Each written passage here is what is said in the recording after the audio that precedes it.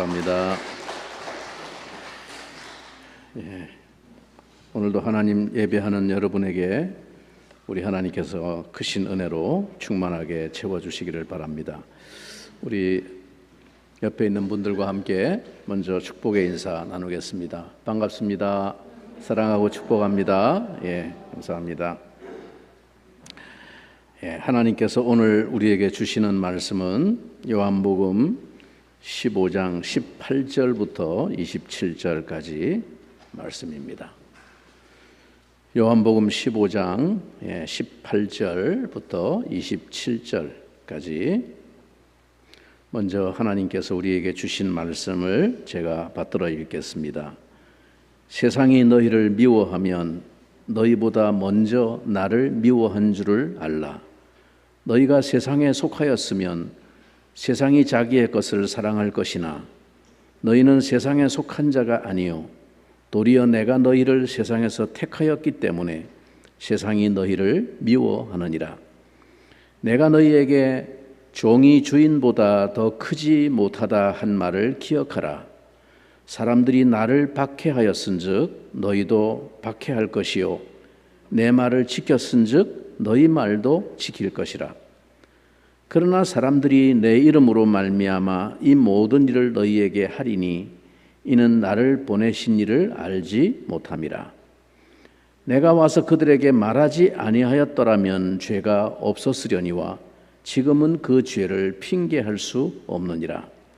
나를 미워하는 자는 또 내 아버지를 미워하느니라. 내가 아무도 못한 일을 그들 중에서 하지 아니하였더라면 그들에게 죄가 없었으려니와 지금은 그들이 나와 내 아버지를 보았고 또 미워하였도다. 그러나 이는 그들의 율법에 기록된 바 그들이 이유 없이 나를 미워하였다 한 말을 응하게 하려 함이라. 내가 아버지께로부터 너희에게 보낼 보혜사 곧 아버지께로부터 나오시는 진리의 성령이 오실 때에 그가 나를 증언하실 것이요 너희도 처음부터 나와 함께 있었으므로 증언하느니라. 아멘. 우리가 예수님을 믿는다는 것은 단순히 종교를 갖는 것이 아니라 십자가의 사랑에 감사하며 그 사랑을 삶의 방식으로 삼아 살아가는 것입니다. 주님은 제자들을 택하여 세우신 이유가 열매를 맺게 하기 위함이다 라고 강조하셨습니다. 그런데 앞에 16절에 보면 이는 너희로 가서 열매를 맺게 하고 라고 말씀합니다. 가서 열매를 맺게 한다. 어디 가서? 그 사명을 감당하기 위해 제자들이 가야 할 곳은 바로 우리가 살고 있는 세상입니다. 천국에 가서 열매를 맺는 게 아닙니다. 지금 너희가 살고 있는 이 세상에 지금 가서 열매를 맺게 하려 한다. 그러므로 성도는 세상 속에서 빛과 소금의 역할을 감당하며 하나님의 영광을 드러내야 합니다. 사도행전 2장 47절을 보면 예루살렘에 처음으로 교회가 탄생했을 때 많은 사람들이 예수를 믿고 성령을 받아 은혜가 충만해지자 온 백성들에게 칭송을 들었다라고 말합니다. 성도들이 세상 사람들로부터 칭찬을 받았다는 이야기입니다.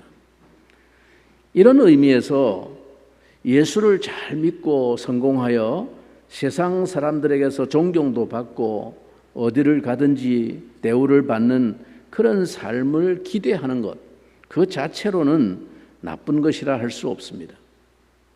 신자라면 누구나 마음속으로 은근히 이런 기대를 품는 것 같습니다.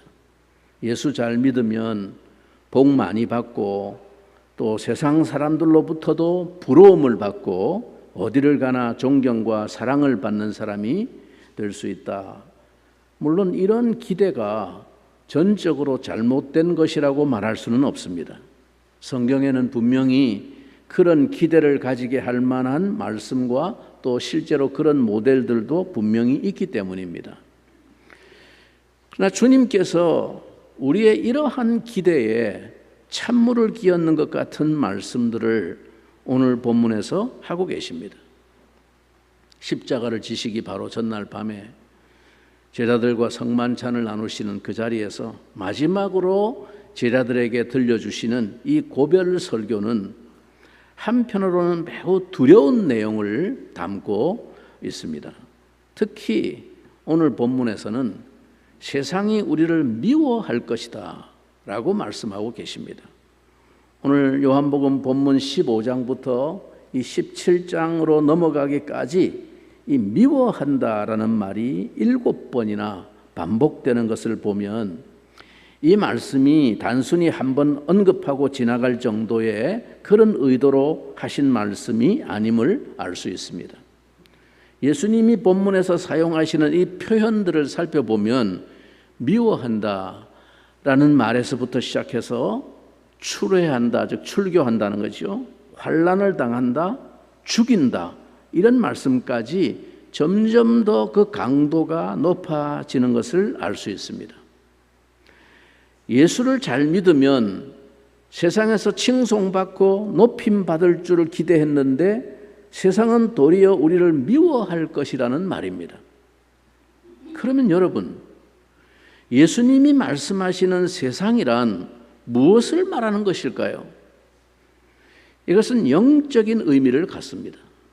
세상이란 다른 것이 아닙니다. 하나님 없이 돌아가는 사회가 곧 세상입니다. 다시 말해서 이 사회를 구성하고 있는 여러 가지 요소, 곧 사람과 조직과 계획, 활동, 사람들의 의식을 주관하는 철학, 문화, 가치관 등을 총망라한 어떤 영적인 실체가 바로 세상이라는 말입니다.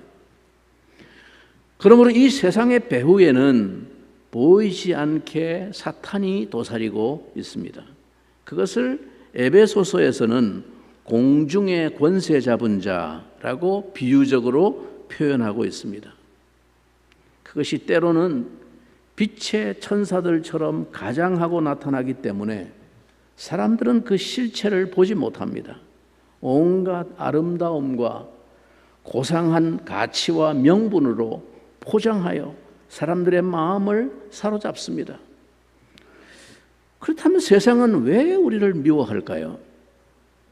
이 세상은 예수님을 죽였듯이 이제 예수님처럼 살아가는 제자들을 가만두지 않을 것입니다. 그러니 제자들이 고난을 당하는 것, 세상에서 소외당하는 것은 어쩌다 일어날 수 있는 일이 아니라 항상 일어날 수밖에 없는 일입니다. 예수님은 이렇게 표현하셨습니다. 오늘 18절에 세상이 너희를 미워하면 너희보다 먼저 나를 미워한 줄을 알라. 예수님은 순서를 분명히 하십니다. 즉 제자들보다 먼저 예수님이 미움을 받으신다는 것입니다. 예수님은 자기 땅 자기 백성에게 왕으로 빛으로 오셨습니다. 이 세상이 하나님의 것이며 우리가 자기 백성이라고 주장하러 오셨습니다. 하나님 나라를 세우러 오셨습니다. 예수님은 앞에 7장 7절에서 세상의 일들을 악하다고 증언하러 오셨다고 했습니다. 그러니 세상이 가만히 있을 리가 없습니다. 동원할 수 있는 모든 수단을 써서 저항했습니다. 유혹하기도 하고 핍박하기도 했습니다. 하지만 예수님은 끝까지 자신을 보내신 하나님의 뜻에 순종하셨습니다. 이제 우리는 그리스도를 믿음으로 그분의 자녀요 제자가 되었고 그분의 성전이 되었습니다. 그분의 지체가 되었고 사실상 그분과 하나가 되었습니다. 예수님의 사명이 우리의 사명이 되었고 그분이 남기신 고난이 우리가 담당할 몫이 되었습니다. 그래서 이제 사탄은 예수님을 향한 유혹과 핍박을 예수님 대신에 그분의 제자들에게 퍼붓고 있습니다. 이것이 18절에서 주께서 말씀하신 뜻입니다. 그러니 그리스도인이라는 이유로 고난받는 것은 전혀 이상한 일이 아니라는 것입니다. 베드로도 우리에게 이렇게 말합니다. 사랑하는 자들아, 너희를 연단하려고 오는 불시험을 이상한 일 당하는 것 같이 이상히 여기지 말고 오히려 너희가 그리스도의 고난에 참여하는 것으로 즐거워하라. 이는 그의 영광을 나타내실 때에 너희로 즐거워하고 기뻐하게 하려 함이라.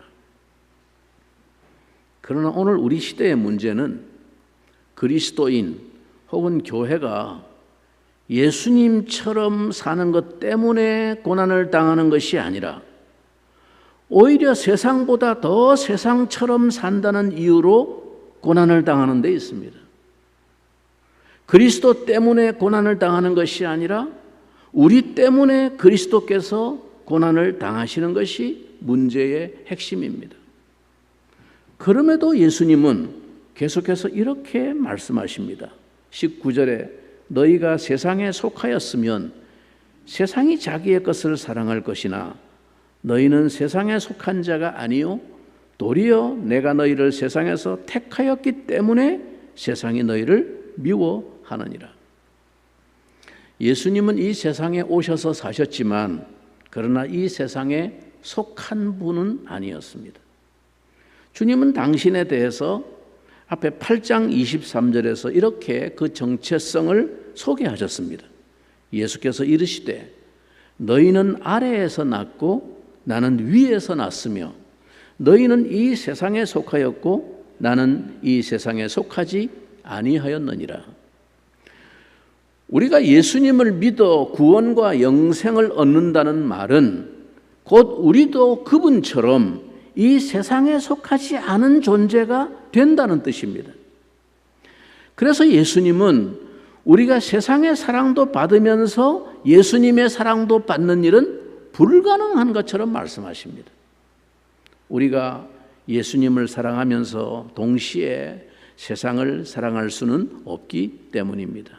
이것은 대한민국을 사랑하면서 동시에 북한을 사랑한다는 말과 같습니다.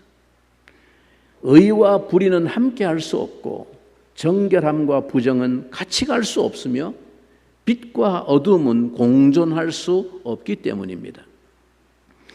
물론 그리스도인이 세상으로부터 존경을 받을 수 있습니다. 하지만 그것은 우리가 세상의 근본적인 치부를, 본질을 드러내지 않을 때 가능한 일입니다. 세상의 불법에 대해서 우리가 눈 감지 않고 세상의 관행에 제동을 걸고 세상의 위선을 폭로하게 되면 더는 우리를 사랑해 주지 않을 것입니다. 세상은 우리가 자신들의 것이라고 여길 때만 우리를 인정해 줄 것입니다. 정말 그리스도인으로 산다면 세상으로부터 존경을 받을 수는 있지만 사랑을 받을 수는 없습니다. 세상에게 순응하는 자를 세상이 핍박하지 않습니다. 그렇기에 어떤 의미에서는 세상과 잘 어울려서 사이좋게 지내는 그리스도인이란 문제가 있다고 볼 수 있습니다. 물론 세상을 향해 우리가 복음을 전하고 그리스도의 사랑을 전하기 위해서 하나님의 사랑의 마음으로 세상과 가까이 지낼 수 있지만 그러나 세상이 원하는 대로 어울려 지내는 것은 잘못된 태도입니다. 세상은 우리 주님이신 예수님을 미워하여 십자가에 못 박았습니다. 그런 주님께 속하여 그 주님을 따르는 그리스도인들을 세상이 달갑게 여길 수 없을 것입니다. 예수님은 이 땅에 오셔서 하나님의 사랑을 전하였고 구원의 길을 제시하셨습니다. 그런데 세상은 예수님을 거부했습니다. 주님은 하나님을 멀리 떠난 죄에 대해서 지적하셨고 십자가 위에서 대속의 죽임을 당하셨습니다. 너무나도 분명하게 구원의 길이 무엇인지를 열어놓으셨습니다. 죄에 대하여 전혀 말씀하지 않으셨다면, 주님께서 오셔서 십자가에서 구속사역을 행하지 않으셨다면 세상은 몰라서 그랬다고 핑계댈 수 있었을 것입니다. 그래서 오늘 본문 22절에서 내가 와서 그들에게 말하지 아니하였더라면 죄가 없었으려니와 지금은 그 죄를 핑계할 수 없느니라 말씀하셨고, 24절에서는 내가 아무도 못한 일을 그들 중에서 하지 아니하였더라면 그들에게 죄가 없었으려니와 지금은 그들이 나와 내 아버지를 보았고 또 미워하였도다 라고 말씀하십니다. 즉 주님께서는 명백하게 죄가 무엇인지를 드러내고 구원의 길을 보여주셨기에 이제는 세상이 주님을 거부할 핑계거리가 없게 된 것입니다. 그럼에도 불구하고 세상이 예수님을 미워하는 까닭이 무엇일까요? 이어지는 25절을 보세요. 그러나 이는 그들의 율법에 기록된 바 그들이 이유 없이 나를 미워하였다 한 말을 응하게 하려 함이라. 주님께서는 25절을 통해서 세상이 미워하는 것은 이미 율법에, 즉 성경에서도 여러 번 예언되었음을 상기시키고 있습니다. 여러분, 세상이 이렇게 까닭 없이 하나님을 미워하고 그의 보내신 구원자이신 아들 예수님을 미워하는 것은 그들에게 합당한 이유가 있는 것이 아닙니다. 오직 세상이 본질상 진노의 자식들이기 때문입니다. 그 본질이 그렇다는 것입니다. 어둠은 빛을 싫어하는 것입니다. 그 본질이 그렇다는 것입니다.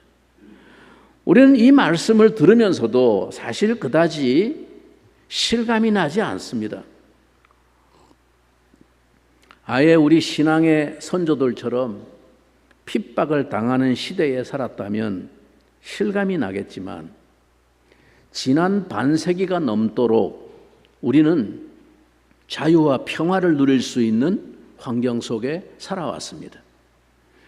교회를 다닌다고 뺨을 맞거나 린치를 당하는 일도 없었습니다. 예수 믿는 사람이라는 신분 때문에 회사에서 불이익을 당하는 일도 거의 없습니다. 교회를 세우고 십자가를 보란듯이 높이 세워도 국가의 제재를 받지 않았습니다. 그야말로 신앙의 자유를 마음껏 누리며 살았습니다. 이런 우리에게는 세상이 우리를 미워한다는 이 말씀이 다소 추상적으로 여겨지는 것이 사실입니다. 세상 사람들로부터 지독하게 미움을 받아본 적이 없기 때문에 우리는 예수님의 이 말씀을 잘 이해하지 못할 수도 있습니다. 그러므로 미워한다는 말이 의미하는 바에 대해서, 그리고 예수 안 믿는 사람들이 실제로는 우리를 미워하는 것 같지도 않고 또 우리가 미움을 받고 있지도 않은데 예수님이 왜 이런 말씀을 하시는지에 대해서 좀 더 분명하게 이해를 할 필요가 있습니다. 예수님 말씀하시는 이 미움은 영적이고도 본질적인 것입니다. 영적이라고 말하는 것은 보이지 않는 영적인 현상이기 때문이고, 본질적이라고 말하는 것은 옛사람과 거듭난 새사람 사이에 빚어지는 이 근본적인 현상이기 때문입니다. 이것은 우리의 사고와 우리의 감정에 깊은 영향을 미치지만 평소에는 잘 드러나지 않습니다. 그래서 우리는 얼마든지 안 믿는 사람들과 손을 잡고 함께 우정을 나눌 수도 있고 사랑을 나눌 수도 있습니다.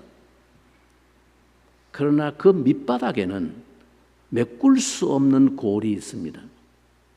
영적으로 통하지 않는 어떤 이질감이 있습니다. 이것은 어쩔 도리가 없습니다. 그럴 때 우리는 세상이 우리를 미워한다는 예수님의 말씀을 좀 더 분명히 이해하게 됩니다. 20세기 들어와서 2억에서 약 2억 5천만에 이르는 그리스도인들이 세상에서 끔찍한 핍박과 환난을 당하고 그 중에 상당수의 사람이 순교를 당했다는 통계 자료가 보고되었었습니다. 그런데 21세기에 들어서도 전 세계적으로 기독교 신앙을 이유로 박해를 받거나 순교, 살해당하는 기독교인의 수는 지속적으로 증가하고 있습니다. 이와 관련해서 가장 국제적으로 신뢰받는 통계는 국제 기독교 선교 단체 중에 하나인 오픈도어 선교회에서 매년 조사해서 발표하는 세계 기독교 박해 지수라는 보고서가 있습니다. 이 보고서가 올해 2026년도 발표된 최신 보고서, 이 최신 보고서는 지난 1년 동안의 모든 자료를 수집해 갖고 통계 발표하는 겁니다. 26년에 초에 발표가 됐으니까 24년 말부터 25년 말까지 지난 1년 동안 조사 통계가 된 것입니다. 이 구체적인 수치와 신뢰할 만한 근거 자료를 보면 전 세계에서 높은 수준 이상의 박해와 차별을 겪고 있는 기독교인이 약 3억 8,800만에 달하는 것으로 나와 있습니다. 오늘 이 시대, 21세기 이 시대에 기독교인이라는 이유로 그냥 보통 좀 미움당하고 약간 좀 왕따 당하고 이런 거는 포함도 안 돼요. 높은 수준의 박해를 당하고 있는 기독교인 숫자가 집계된 것만 3억 8,800만 명입니다. 이는 전 세계 기독교인 7명 중에 1명꼴에 해당하는 겁니다. 7명 중에 1명이 살기 힘들 정도의 박해를 지금 우리가 살고 있는 이 시대 오늘 겪고 있는 겁니다. 이 해당 조사 기간 동안에 1년 동안에 전 세계에서 오직 기독교 신앙 때문에 살해된 것으로 확인된, 즉 순교한 것으로 확인된 기독교인 수가 총 4,849명입니다. 지난 한 해 동안 순교당한 사람만 거의 5,000명에 육박합니다. 이게 확인된 수치만 이렇게 드러났고 분쟁 지역이라든가 정보가 완전히 차단된 지역, 국가들, 북한이나 아프가니스탄이나 이런 등등의 숨겨져 있는 사례를 다 고려하면 실제 순교자 수는 이보다 훨씬 더 많을 것으로 추정이 됩니다. 여러분, 전 세계적으로 민주주의가 최고로 꼽혔다는 이 20세기와 21세기 현대 사회 속에서도 신앙의 자유를 누리지 못하고 목숨의 위협을 받는 기독교인의 비율과 이 박해 지수의 총점은 매년 역대 최고치를 경신하면서 악화되고 있는 추세입니다. 우리는 우리의 구원자이시며 우리의 주님이신 예수 그리스도께 속한 자들입니다. 세상의 가치를 따르는 것이 아니라 우리 주님께서 가르치신 성경의 진리에 따라 성경의 가치에 따라 살아가는 자들입니다. 그러니 세상의 가치를 수긍하지 않고 따르지 않는 우리 그리스도인들이 세상에서 미움을 당하는 것은 마땅한 일입니다.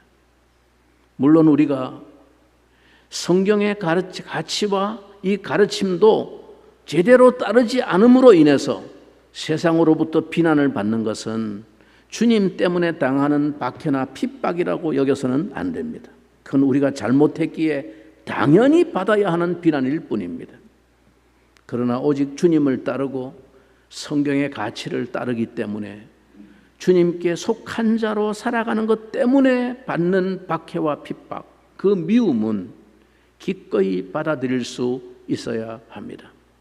그리스도인은 세상을 불편하게 만드는 불온자일 수밖에 없습니다. 잘못하는 것이 없어도 미워할 수밖에 없는 존재이고 세상에게 유익을 끼치는데도 괜히 재수 없는 인간 취급을 받고 제거해야 할 눈의 가시 같은 존재일 수밖에 없습니다. 세상에 속하지 않았다는 이유만으로 세상으로부터 사랑 대신에 미움을 받아야 합니다. 그러나 미움과 핍박은 바로 우리가 그리스도의 사람이라는 가장 강력한 증거가 될 것입니다. 그런데 정말 아이러니한 것은 지난 2000년 동안 교회 역사를 살펴보면 그리스도인으로 사는 삶이 결코 쉽지 않을 때 가장 선명하게 그리스도인으로서의 정체성을 고수했습니다. 반대로 그리스도인으로 사는 것이 쉬워지자 그리스도인이기를 포기해버렸습니다. 세상의 핍박이 도리어 그리스도인으로 하여금 더욱 그리스도인답게 만들어 준 것입니다. 우리가 친구를 위해 목숨을 버리신 예수님의 사랑에 화답해서 세상의 사랑을 거절할 때 주님은 우리를 더욱 사랑하실 것이고 우리를 당신의 것으로 삼아 주시기 때문입니다. 예수님은 우리가 핍박을 받을 수밖에 없는 이유를 우리와 예수님의 관계 속에서 이렇게 설명하셨습니다. 20절에 내가 너희에게 종이 주인보다 더 크지 못하다 한 말을 기억하라. 사람들이 나를 박해하였은즉 너희도 박해할 것이요 내 말을 지켰은즉 너희 말도 지킬 것이라. 우리는 예수님의 제자이면서 친구이고 그분의 자녀이면서 동시에 그분의 종입니다. 주인의 길을 종인 우리가 가지 않을 수 없으며 주인이신 예수님이 당하신 박해를 그분의 뒤를 따르는 종이 면할 수는 없습니다. 대표적으로 바울의 경우를 생각해 보세요. 그는 누구보다도 예수 믿는 자들을 핍박하는 데 앞장섰던 사람입니다. 그런 그가 다메섹으로 가는 길에 부활하신 예수님을 만납니다. 바울이 정체를 묻자 예수님은 나는 네가 박해하는 예수라 라고 말씀하십니다. 그런데 그가 예수님을 믿는 순간 바울은 예수님 때문에 박해받는 종이 되었습니다. 박해하던 자에서 박해받는 자로 변화된 이 바울로 인해서 수많은 사람이 주님께 돌아왔고 교회가 시작되었습니다. 하지만 바울의 사역 여정은 한마디로 박해의 여정이었습니다. 그는 거절당하기 위해 사는 사람처럼 보일 정도였습니다. 대부분의 거절과 어쩌다가 만나는 환영이 그의 인생이었습니다. 이제 그리스도인은 예수님을 주 예수 그리스도라고 부름으로써 세상으로부터 박해를 피할 수 없는 존재가 되었습니다. 제자들을 핍박한 자들에게 공통점이 있습니다. 그들은 예수님이 누구이신지 몰랐다는 점입니다. 그들은 예수님을 보내신 분이 하나님이시라는 사실을 몰랐습니다. 그러나 사람들이 내 이름으로 말미암아 이 모든 일을 너희에게 하리니 이는 나를 보내신 이를 알지 못함이라. 그렇게 예수님 말씀합니다. 이방인들이야 하나님 모르니까 그럴 수 있다고 하지만 유대인들은 하나님을 모른다고 말한다면 분명 그들은 인정하지 않을 겁니다. 자신들만큼 하나님을 잘 알고 또 사랑하는 사람들이 없다고 여겼기 때문입니다. 그들은 확신을 갖고 예수님을 죽였습니다. 이게 하나님을 위한 길이라고 생각했습니다. 말하자면 그들은 확신범입니다. 그릇된 자기 신념의 확신에 사로잡힌 사람들만큼 무서운 자들이 없습니다. 지금 세상에 일어나고 있는 각종 근본주의, 원리주의자들에 의한 자살 폭탄까지 마다하지 않는 이 광기의 테러와 전쟁이 다 이런 자들입니다. 그 사람들은요,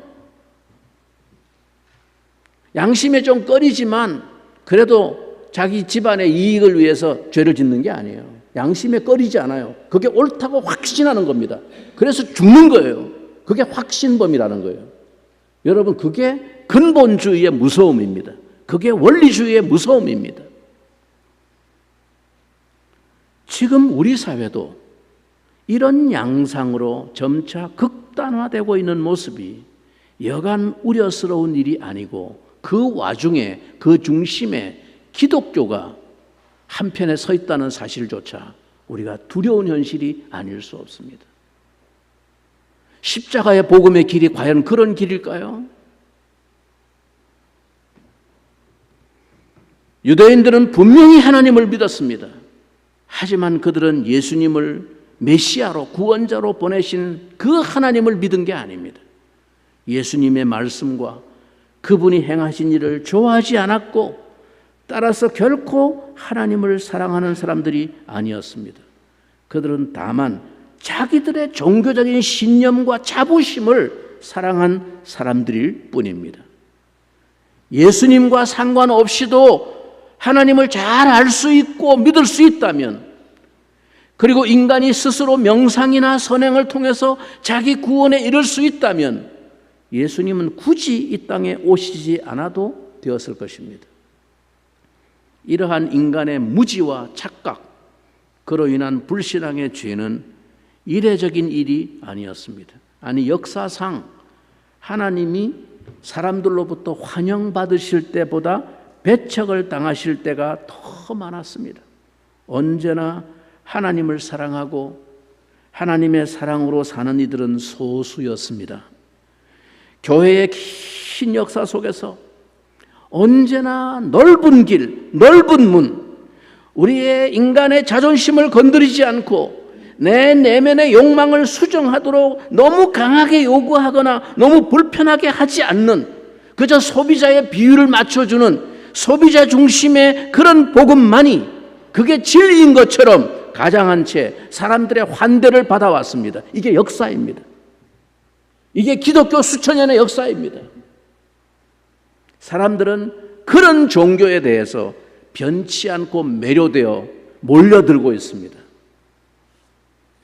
인간은 본성적으로 벌거벗은 진리, 곧 원색적인 진리보다 잘 치장한 거짓을 더 좋아하고 끌리는 인간들입니다.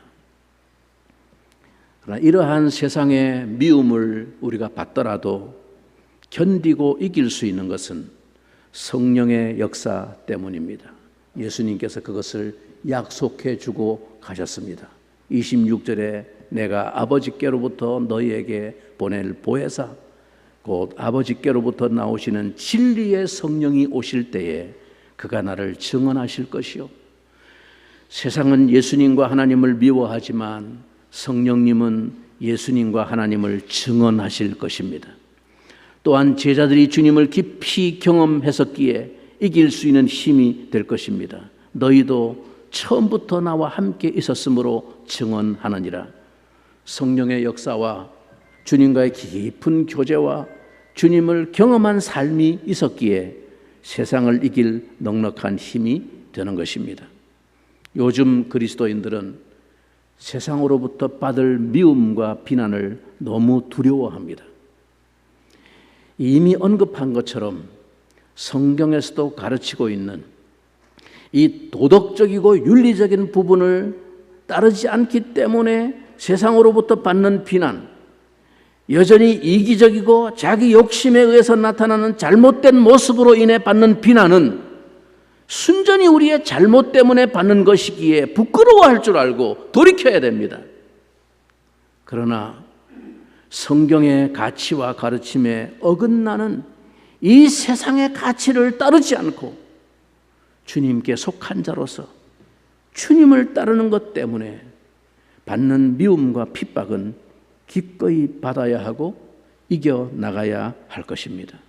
우리는 세상에 속한 자들이 아니라 주님께 속한 자들이기 때문입니다. 오늘도 주님께 속한 자로서 이 세상을 살며 이기며 살아가는 복된 성도들이 되시기를 주님의 이름으로 축원합니다. 우리 같이 한번 기도하겠습니다. 하나님, 연약한 우리를 오늘도 붙잡아 주시옵소서. 여전히 세상의 위협 앞에서 연약한 우리의 믿음이 흔들리고 타협하고 살아갈 때가 너무나 많습니다. 주님이 걸어가신 그 길을 믿음의 고백을 가지고 따를 수 있도록 하나님 도와주시고, 세상의 핍박과 미움을 두려워하지 않게 도와주시고, 끝까지 주의 사랑의 복음을 전하는 일에 우리의 삶을 드릴 수 있도록 하나님 인도해 주시옵소서. 우리 한번 동성으로 기도합니다. 살아계신 하나님 아버지, 그렇습니다. 오늘도 연약한 우리의 삶의 걸음